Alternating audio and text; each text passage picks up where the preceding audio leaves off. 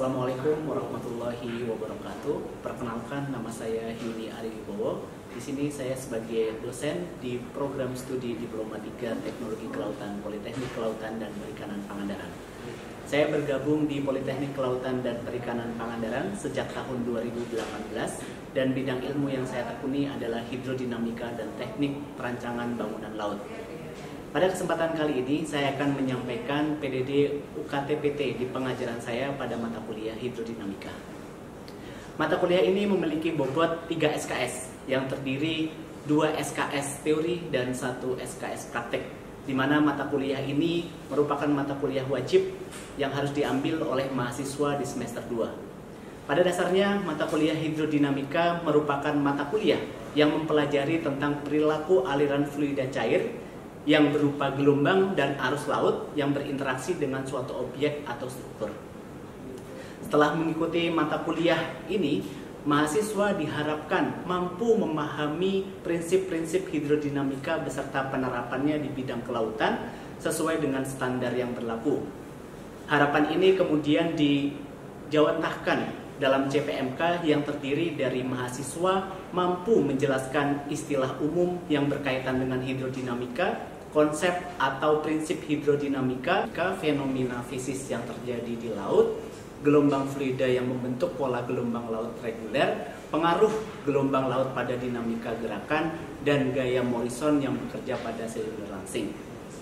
Untuk menunjang terpenuhinya hal tersebut, maka disusunlah pokok bahasan yang terdiri dari definisi, gambaran, serta istilah umum hidrodinamika, pola atau medan aliran fluida, pembentukan gelombang laut, konsep massa tambah dan gaya inersia, konsep gaya hambatan, gelombang reguler, gaya Morrison, dan gaya yang bekerja pada struktur langsing.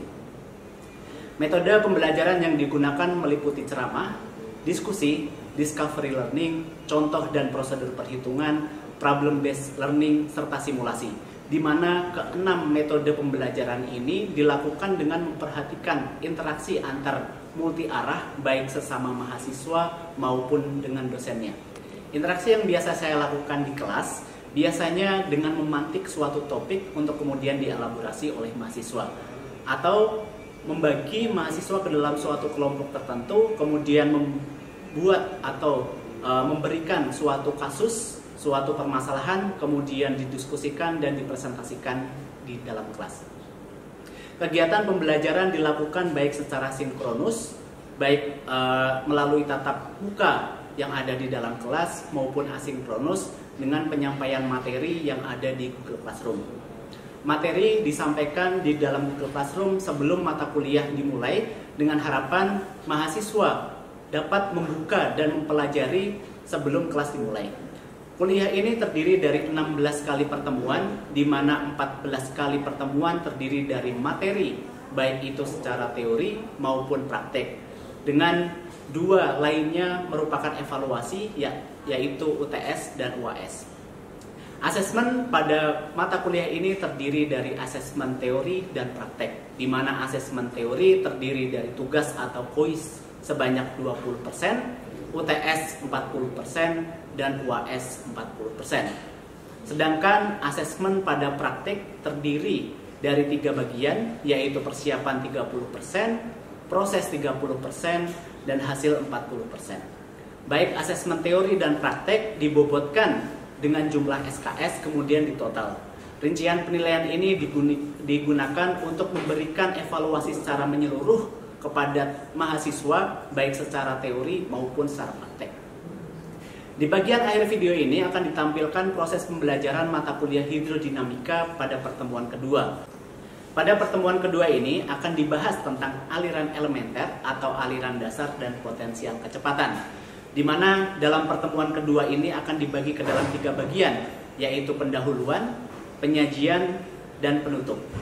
Pada bagian pendahuluan, dosen akan membuka dengan salam pembuka, lalu melakukan review pada pertemuan sebelumnya, dan menjelaskan capaian pembelajaran saat ini sesuai dengan RPS. Masuk ke sesi yang kedua, yaitu penyajian materi, yang diawali dengan video pemanfaatan pola aliran dalam bidang kelautan, di mana harapannya dengan video ini dapat memberikan gambaran awal kepada mahasiswa akan materi yang akan disampaikan di pertemuan kedua ini. Selanjutnya, dosen akan menjelaskan tentang hukum dasar fluida, fungsi aliran, penyelesaian aliran baik itu oleh Navier-Stokes, Euler maupun oleh Bernoulli. Kemudian terdapat penjelasan terkait dengan aliran elementer atau aliran dasar, berikut dengan potensial. Selama proses penyajian materi, mahasiswa dapat berinteraksi dengan dosen dalam bentuk pertanyaan maupun diskusi. Di akhir materi, mahasiswa akan dibagi ke dalam beberapa kelompok untuk berdiskusi terkait dengan kasus pola aliran apa saja yang dapat ditemukan di kehidupan sehari-hari. Mahasiswa yang belum memahami terkait materi, baik itu beberapa atau terkait dengan contoh yang dimaksud, dapat bertanya langsung kepada sesama kawannya ataupun kepada dosennya. Mari kita saksikan video saya dalam penyampaian pembelajaran materi kuliah hidrodinamika pertemuan kedua.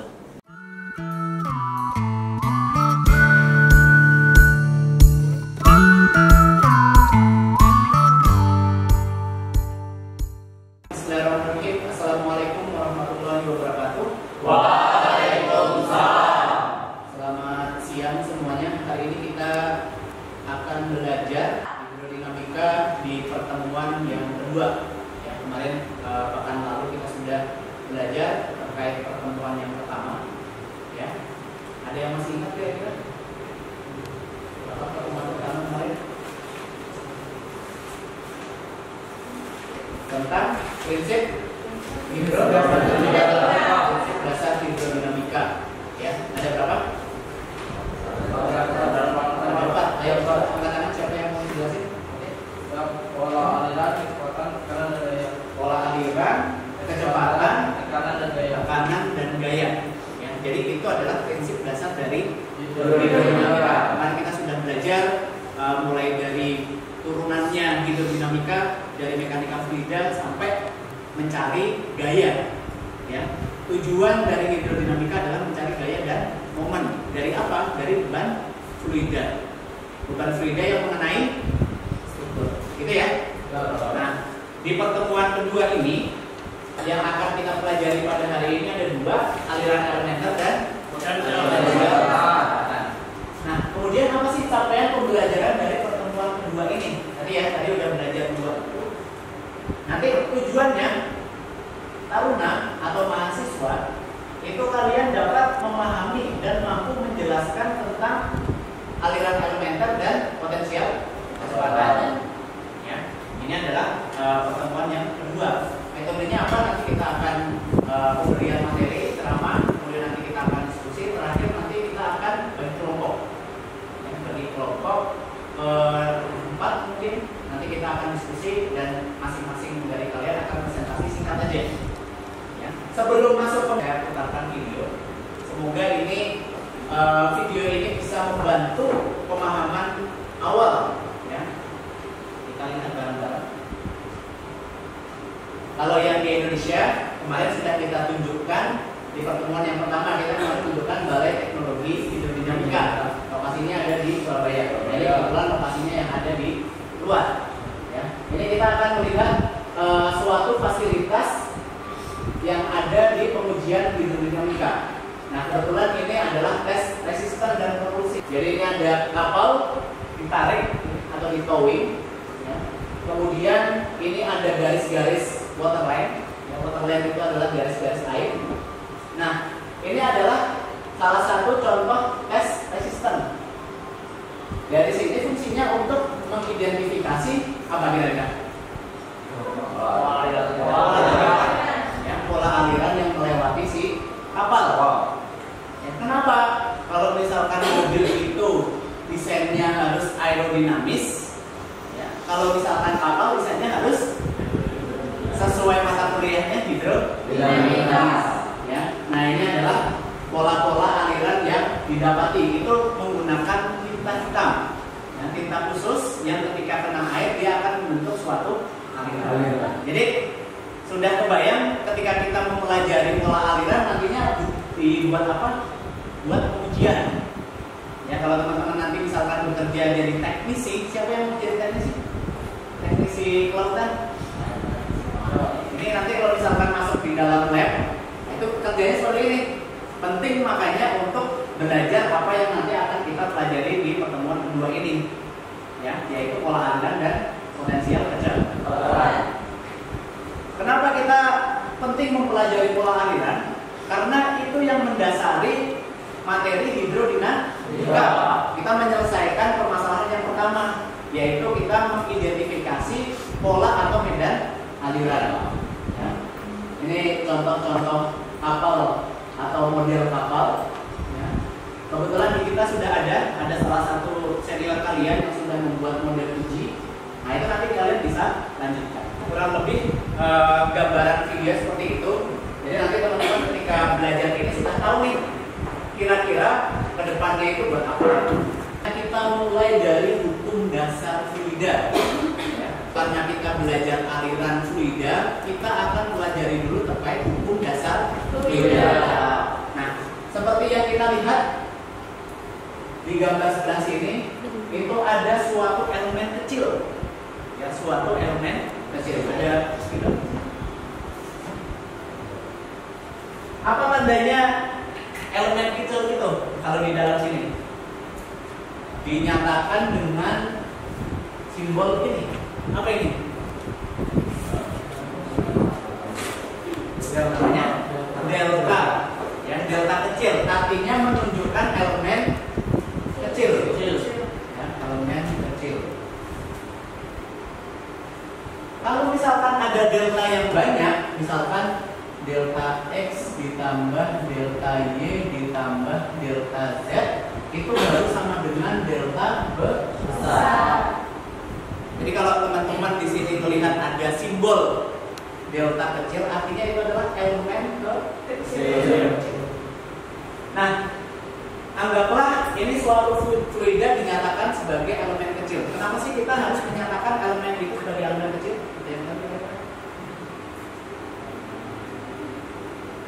Biar simple. Ya. Kalau elemen kecil kita bisa menyederhanakan dengan bentuk delta.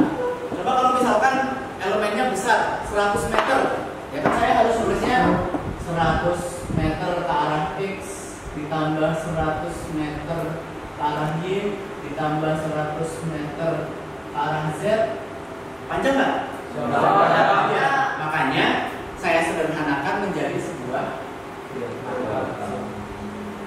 Nah, konsep yang pertama, kita harus akui bahwa hukum dasar fluida itu didekatinya dengan hukum kekekalan massa.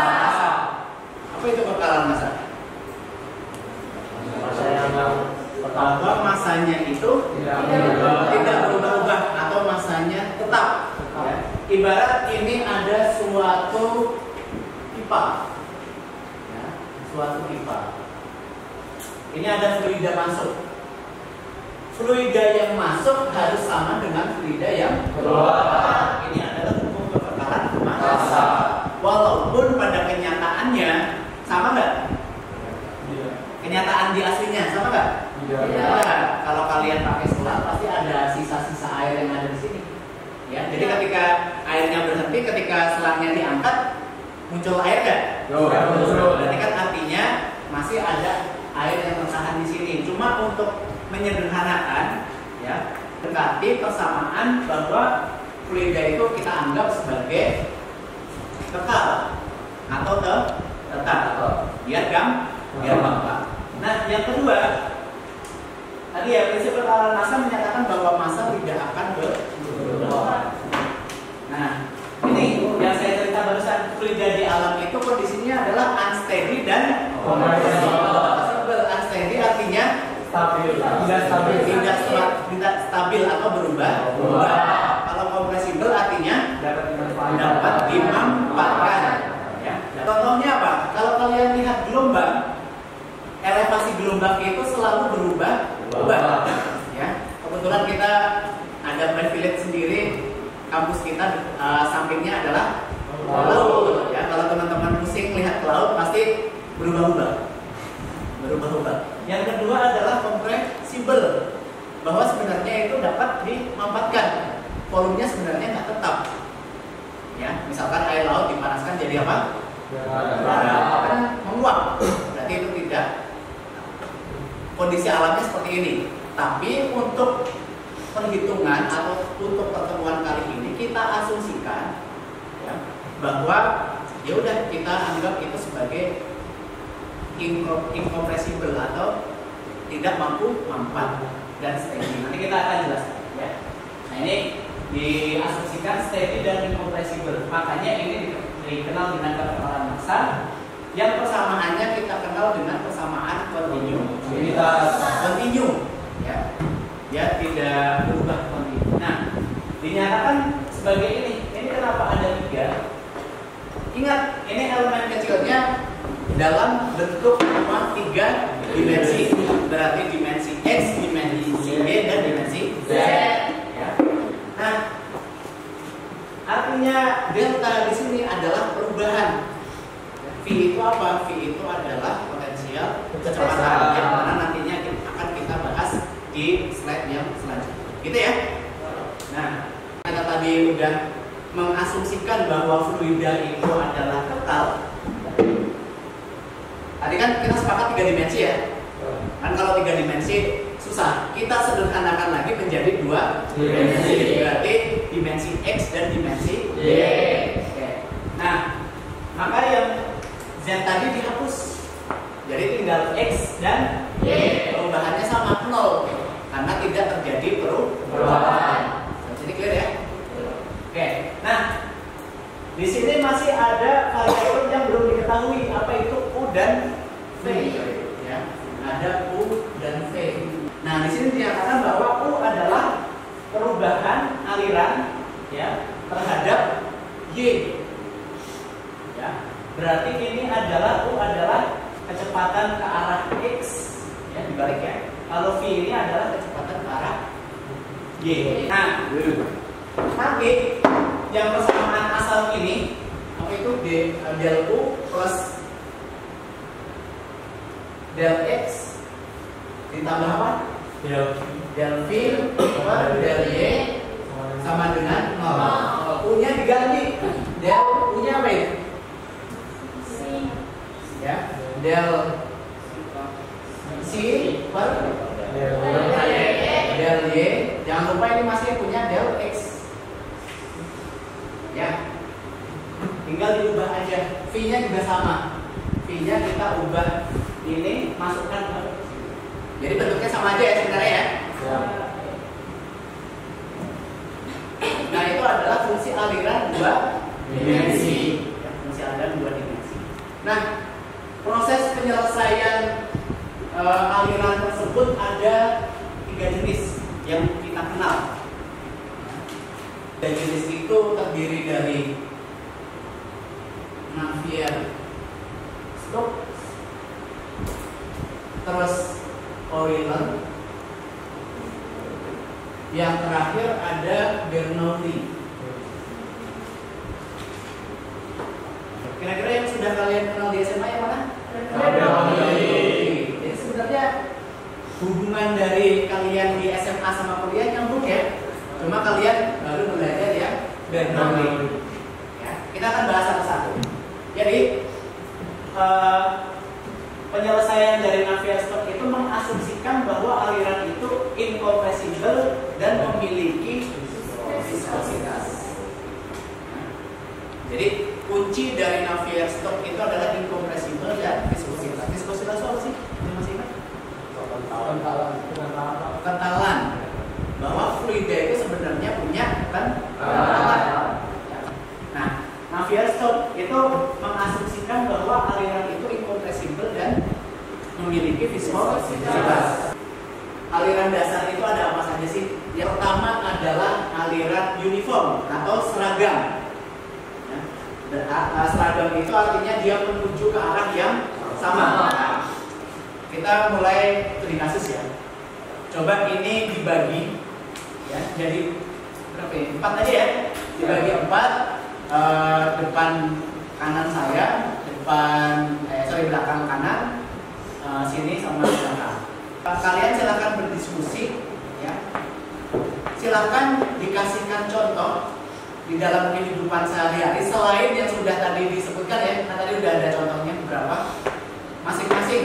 Yang depan itu adalah seragam, yang sini adalah sos, belakang sink, ujung sana adalah gitu ya.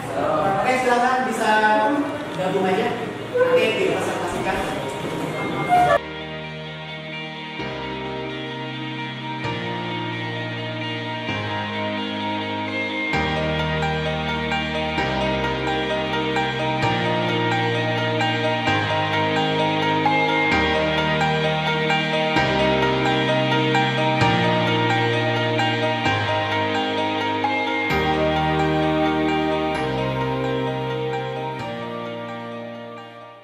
Silakan masing-masing perwakilan bisa maju depan yang dijelaskan. Silakan dijelaskan ya, misalkan uniformnya, contohnya dari sini loh. Silakan. Izin menjelaskan Pak, untuk aliran uniform itu kan aliran yang seragam. Di sini kami dapatkan yang pertama yaitu keran air, maksudnya kan dari satu itu lurus gitu Pak. Oke. Terus yang kedua ada air terjun, yang ketiga sedotan aqua apabila minum air kan maksudnya Lurus. satu lurus. Kalau yang tembok mana? Sama. Dia walaupun arah vertikal maupun diagonal tetap jadi lurus. Sama. Gimana? Setuju nggak? Setuju. Ya. Kita berikan plus dulu. Sekarang dia apa tadi? Sos ya. Nah, sos. Untuk contoh stop yaitu ketika kita sedang mencuci motor dengan menggunakan selang. Jadi Oke. dengan dari satu titik Oke. dan menyebar Oke, jadi tapi selangnya harus dalam kondisi di dipencet. Ya, kalau selang cuma biasa jadinya default. Ya, tapi kalau dipencet dia hanya ya. Kalau yang sing, Dan untuk aliransi itu banyak peristiwa seperti sehari-harinya. Ketika hujan turun tuh di genting, ketika ada saluran pembuangan, itu air dari masing-masing genting turun menuju satu titik pembuangan air. Yang kedua itu contohnya seperti di WC ada kloset kan, itu ketika air disiram itu menuju satu titik juga dan ada pembuangan juga di sana. oke. Gimana? Clear ya? Kayaknya udah kejawab semua, silakan bisa duduk ya. Silakan. Terima kasih, Pak. Oke.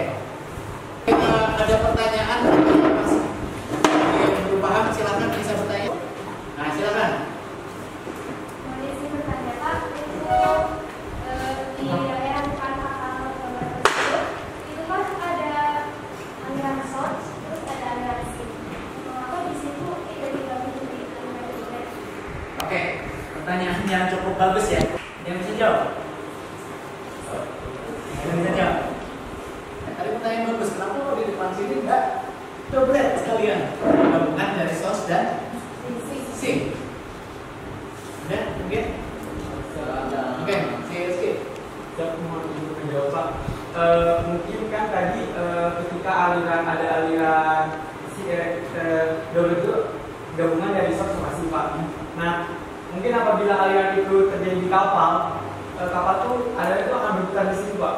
Ya. Jadi tidak akan ada terjadi dua aliran dan kapal pun akan berputar di situ.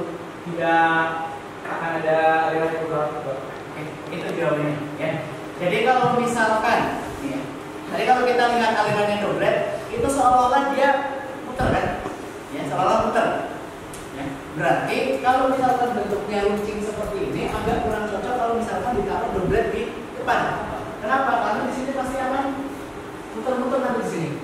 Ya, sedangkan biasanya aliran itu akan mengikuti bentuknya. Clear ya? Nah, itu jawabannya gimana nanti? Tapi sebenarnya yang kita modelkan itu nanti bukan kapalnya. Yang kita modelkan sebenarnya adalah alirannya. Makanya kenapa ada doblet sebenarnya untuk mensimulasikan suatu objek atau suatu geometri yang bentuknya lingkaran. Gitu ya, mungkin dijawab ya. Oke, karena waktu sudah mendekati akhir, ada pertanyaan lagi nggak? Mungkin cukup ya. Oke, kalau cukup mungkin untuk pertemuan kedua ini bisa kita cukupkan. Ya, untuk materi ini sudah saya sampaikan di Google Classroom. Ya, silakan nanti teman-teman bisa cek. Ya. Nanti kalau misalkan ada pertanyaan atau komentar besar dan sebagainya silahkan bisa disampaikan di Google Classroom. gitu ya. Untuk pertemuan ketiga nanti masih di kelas ini, nanti kita akan mempelajari terkait dengan pengaruh dari gaya inersia atau martabak. Nanti kita akan lanjutkan pertemuan. Terima kasih atas perhatiannya. Assalamualaikum warahmatullahi wabarakatuh. Waalaikumsalam. Demikian video penjelasan materi perkuliahan hidrodinamika pertemuan kedua. Semoga bermanfaat. Terima kasih. Assalamualaikum warahmatullahi wabarakatuh.